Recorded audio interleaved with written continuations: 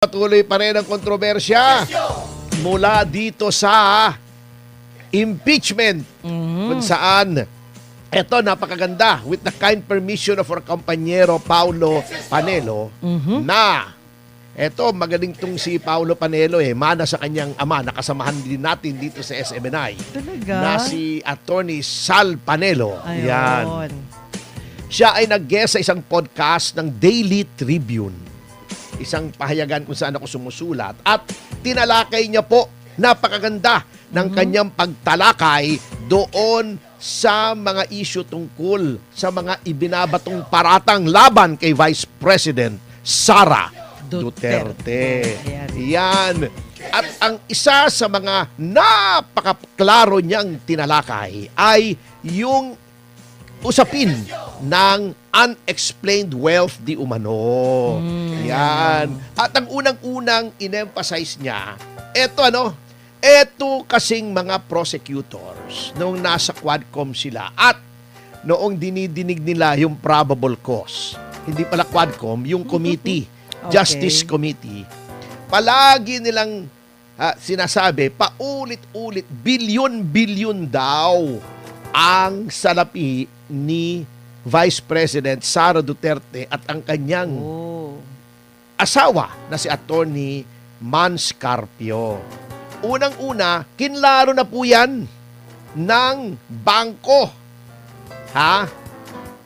Sinabi na ng Bank of the Philippine Islands, mga bossing, mali po. Nagkaroon ng computer error. Yung sinasabi nyong 2 bilyon o B. 2 milyon lang po yun. Oy, grabe. Oo, yan. Grabing Nagkamali pagkakamali po yan. ang DPI. At inamin naman. At talaga naman nagkakamali. Oo. Paminsan-minsan. Kumbaga ay tao lang. Yes. Pero hindi natin pwedeng sabihing tao lang kasi computer So, computer lang. Hindi, nagkakamali talaga, sir. Hindi Oo. perfect ang computer. Kahit Oo. maliliit na mga depositor, naloloko din sila. Oo, minsan bigla na lang magpapanik ka, nawawala yung deposito mo. Ayun ang nangyayari sa iyo. Anyway, eto ang problema. Ang lakas nilang sumigaw nung akala nila bilyon. Kala nila totoo. Kinorek na milyon, hindi naman nila kinorek ang sarili nila kasi mentally dishonest nga Ayun. Etong iba na nasa House of Representatives Justice Committee. Opo. Yung mga nagsagawa ng mini trial daw na wala naman sa konstitusyon doon sa House of Representatives. Hindi lang mentally dishonest, yung iba, ang papangit pa. Pero wala na tayong magagawa ron Ganun na talaga ang ibinigay sa kanila. Ng tadhana na pagmumuka, Anyway, pangalawa, sabi ni Attorney Paulo Duterte tuloy, Panelo. Panelo! Yes. Nagkamali-mali na ako. Bad comparison. Okay. Hindi naman. Okay Wala naman. naman. Kakampi naman natin pareho yan. Okay. Sige Anyway, po. sabi niya, hindi mo talaga malalaman doon sa kinuhang report ng AMLAC. Kasi, ang tinignan nyo lang doon, yung mga covered transaction. Ayun. Yung 500,000 above, ang sabi niya. So, hindi natin alam kasi, alam nyo, eto po yan kasi akala ng mga tao, yung report na yon lahat naka-report. Withdrawal at deposito. Hindi po. Ganito po kasi yan ang naka-report sa AMLAC. Dalawa po yan under the Anti-Money Laundering Act. Covered transaction, automatic po yan. 500,000 pataas. Covered transaction yan. Anong ibig sabihin covered transaction?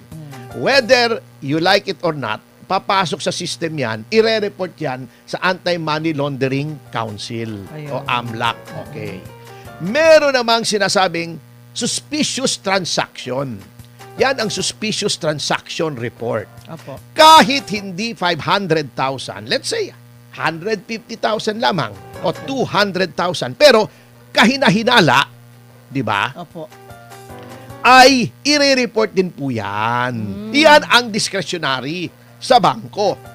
Ang bangko nagdedetermine na, kahina-hinala ito, i-report natin sa AMLAC. Yan.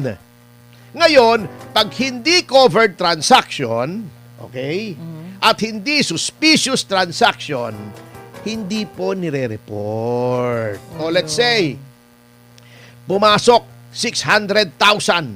Okay. Okay. Parang ako, yung bank account noong Borracho Films. Akala mo, ang laki-laki ng papasok, kita, di ba? Opo. Pero hindi mo alam, ikakalat mo yun.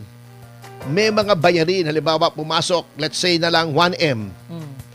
Pagkatapos, unti-unti, kukunin mo yun kasi babayaran mo yung director, babayaran mo yung artista, babayaran mo yung post-production, babayaran mo yung mga utang mong renta ng camera. Yung 1 million, hindi mo alam, ang Maliit natira ng na lang paligid. sa'yo, 250,000 Ay, na lang. ganon. Oo, akala mo, ang yaman ni Ang Atty. laki-laki Tomasio, pala. kumita ng 1 milyon. Hindi po kita yon. Ayun. Yun po ay pasok. So, yung 1 million, covered yon. Covered Okay. transaction yon. Opo. Okay. Yan ay ire-report sa AMLAC. Pero, siyempre, maglalabas ako 100,000 para kay Direk. Tatanong ng bangko, Sir, bakit yung pina-fund transfer? Kasi may utang ako sa direktor. Tinatanong ng bangko pag Opo. nagpa-fund transfer ka Tinatanong. kung anong reason. Opo. Ito yung kontrata. Okay. Bakit mo binibigyan itong taong ito, yung RSVP, ng 150,000? Ay, renta po yan sa camera. Yan, Kagamit. nasa yung camera truck, yung mga tao. Kasi, siyempre, pag nagpaparenta yung mga camera rental ng camera, hindi naman mag-isa pupunta yung camera. May mga kasama yun. May kasama May rin tao yun. yun. May tao rin yun. Hindi lamang magdadala, ngunit mag-ooperate. Siyempre, kung ikaw may-ari nun, mahal yun eh. Opo. Siyempre, gusto mo yung sarili mong tao nag-ooperate. Oh, dahil Oo. sila ang ano nun eh. Sila nakakaalam may-ari. kung paano yun. Binabayaran din po yun, cargo rin yun ng producer. So, maglalabas, magkano yan? 150. Ito po yung resibo. Opo. Ito yung invoice ng RSVP. Hindi na suspicious transaction yon kasi justified. Opo. Hindi siya covered kasi below 500,000. Hindi na marereport sa AMLAC. Okay? Ayun. So, sa records ng AMLAC, ang nakita lamang nila, yung 1 million na pumasok. Yung unang bagsak. Kasi covered transaction yon kaya Ayun. nalaman nila.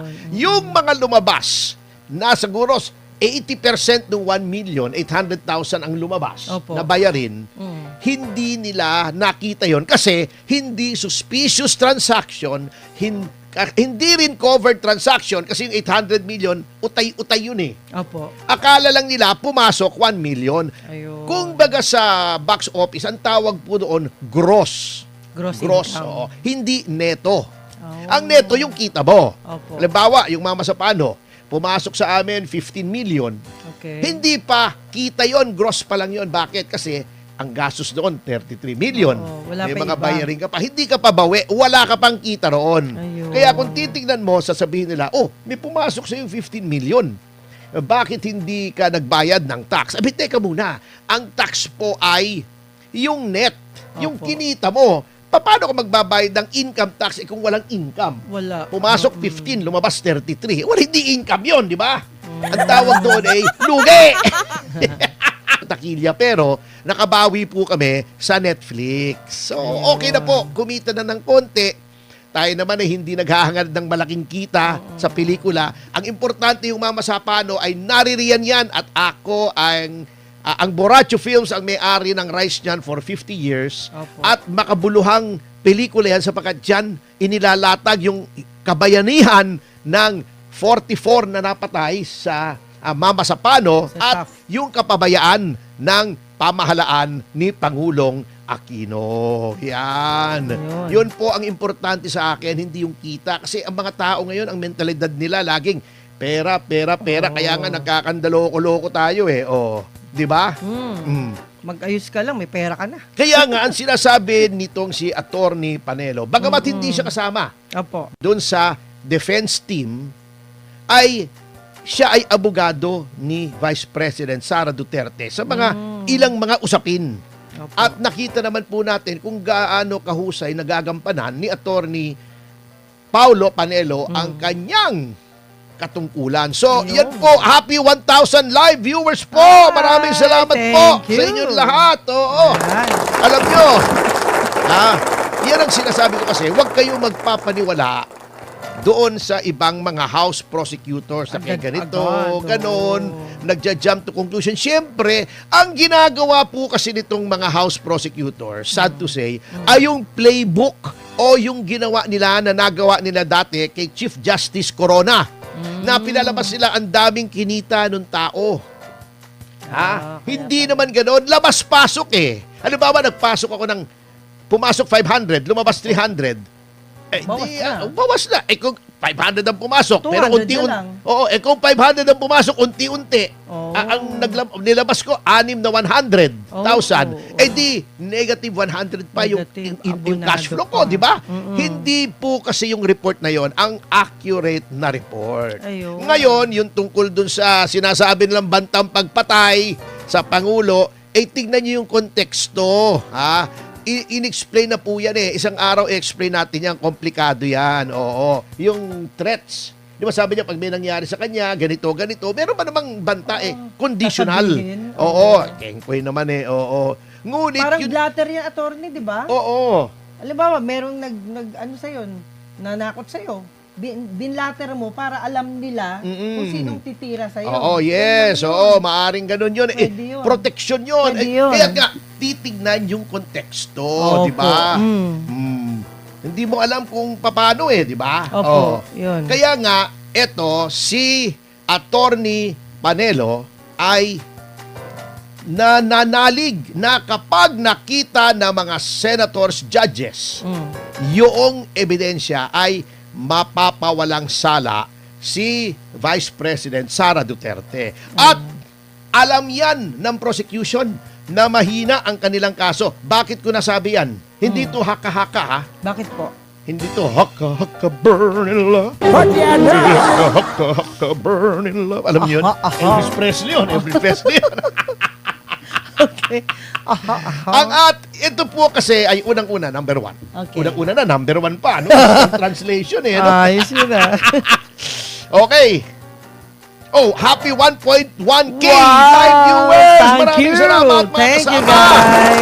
Anyway, mabalik tayo rin sa topic. Bakit? Unang-una, humingi sila ng karapatan o privilege na magbigay ng mga surprise witnesses. Ibig sabihin, ang surprise witnesses to na hindi nakatala doon sa pre-trial brief nila. Kasi ang pre-trial, sasabihin mo, sino-sino bang witnesses mo? That is to prevent surprise doon sa other party.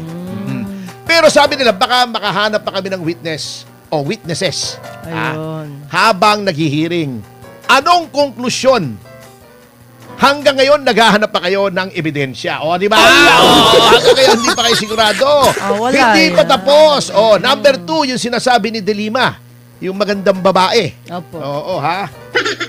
Na gusto nyo bumalik at magpasampi na pa ng mga dokumento. Tapos na nga, ang haba-haba na nga yung mini trial nyo na wala naman sa batas.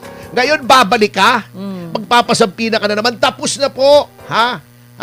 Madam De Lima. Kahit itanong nyo pa kay Jonel, tapos na yung oras para kayo ay magsampi na. Final nyo na eh. Ngayon pa ba kayo magsasampi na? Ano ba naman yan? Wala nang katapusan yan. Kung gusto nyo, iurong nyo, magpa-impeach ulit kayo. Hindi nyo naman kaya. Kasi panibagong diskartihan na naman yan. Panibagong maleta na naman yan, di ba? Ayaw na ayaw niya. It's now or never dito eh. Bukod sa wala na kayong oras, magti-2028 na. Wala na, ubus na. Yung pang-diskarte, kung alam nyo ibig naming sabihin. Okay. Yun ang mga indikasyon. Na talagang wala na sa hulog yung gustong mangyari ng mga prosecutors. Bukod sa wala rin sa hulog ang pagmumukha ng iba sa kanila. Mukhang nahulog nga eh. Mukhang nahulog at nauna yung mukha ng iba. Hindi ko nasasabihin, hindi ko sinasabing sinuwistro Wala akong sinasabing gano'n Wala. Hindi ko sinasabing sikapunan Wala akong sinasabing yun Kayo hindi ko sinasabing si De Lima Wala akong sinasabing si De Lima yun Baka magalit na naman kayo sa akin. Yun ang problema. mahina ang ebidensya. Kaya, Manang Juvie, alam mo kung anong pinipilit nilang gawin. Ano po? Pinipilit nila na dahil daw nakakulong si Jinggoy Estrada at dahil daw nagtatago si Senator De La Rosa, yung 16 daw na nakalagay sa saligang batas, hindi na daw 16 yun, 15 na. Baka pwede pa daw 14. Yung Grabe. 2/3. Yan ang dinidiskarte nila at yan ang bine-brainwash nila ang mga taong bayan sa pamamagitan ng mga propagandist nila na mga abogado daw pero bias naman, pinipilipit mga barkada yan ni paring Ben Dalo, na pinipilipit yung nakalagay sa ating saligang batas para masunod yung kanilang kagustuhan sapagkat alam nila na mahihirapan sila sa pagkuha ng 16 votes. Hindi lamang dahil popular si Vice President Sara Duterte, kundi dahil napakanipis ng ebidensya. Kung anong kapal ng pagmumuka ng ilang mga House prosecutors, yun din ang nipis ng ebidensya. Bomalabs Yun ang yan, mabigat. bomalabs. Oo. Kaya pinipilit nilang, ngunit, tama po ba? Pag-aralan natin Sige po. ang konstitusyon. Nakalagay sa konstitusyon, unang-una. Hindi ko nalalagay yung mga article, chuchu-chuchu. Hindi naman po tayo nagle-lecture ng batas dito. Opo, Baka mabagot kayo sa akin. Unang-una, anong nakalagay sa konstitusyon? Sa Article 6. Sabi ko, hindi ako magsisitas. Nagsitas Tapos din. nagsitas Hindi ka pa rin. napigil. Okay. Ang Senado ay binubuo ng 24 na miyembro. Miyembro! Yes. Okay. Ayon sa batas, sino-sinong miyembro ng Senado? Yung 12 na na-elect 3 years ago, di ba? Kasi 6 years ang term. Opo. Pinakamaraming boto, pinakamaraming boto at dideklara ng COMELEC, members yun. So 12. Yes. After 3 years, meron na namang ihahalal na 12.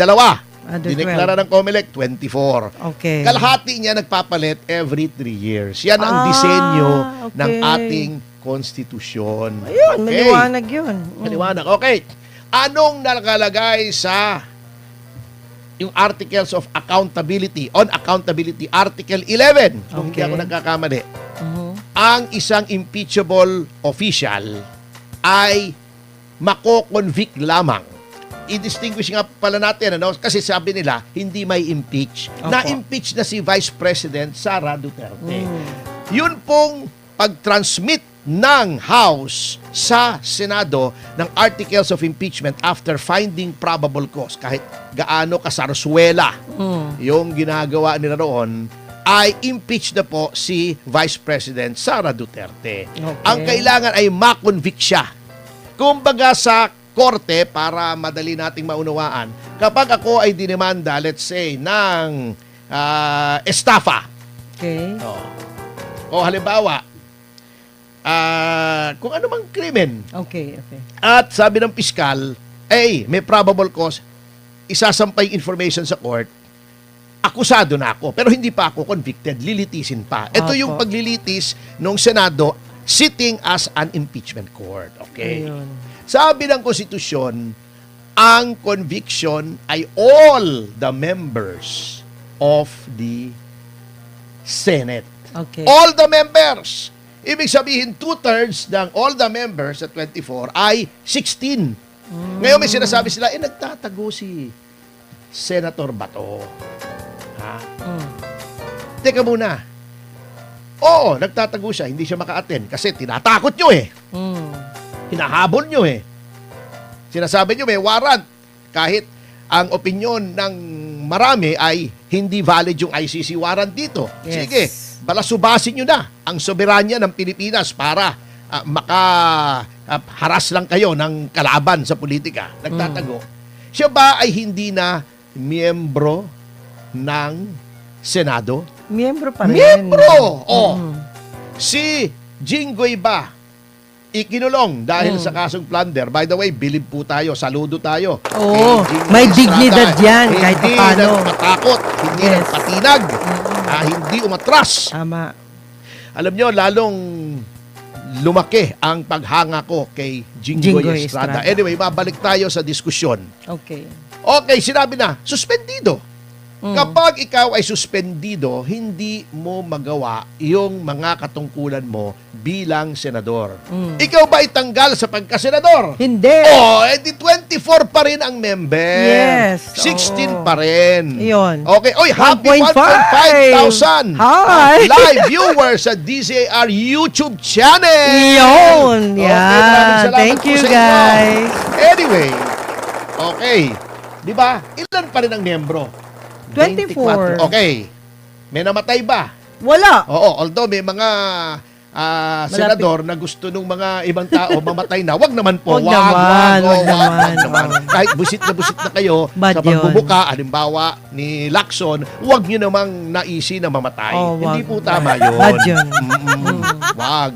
Busit na kayo sa bumubuka ni Rizzo Ontiveros. Wag nyo namang naisi Wow. na mamatay. Wag Bad po. yun. Hindi po Sige, tama yun. sige. Hindi mga Kristiyano yun. Anyway, Opo. bumalik na tayo rito sa ating diskusyon. Ano? Okay. Oo. Sige, di 24, Oh. 16 pa rin. Ang kailangan. Oo, kahit Oh. absent. Okay. Ang magkakaroon lang ng bakante ay kung may mamatay, o ma-expel, Yan. o ma-disqualify.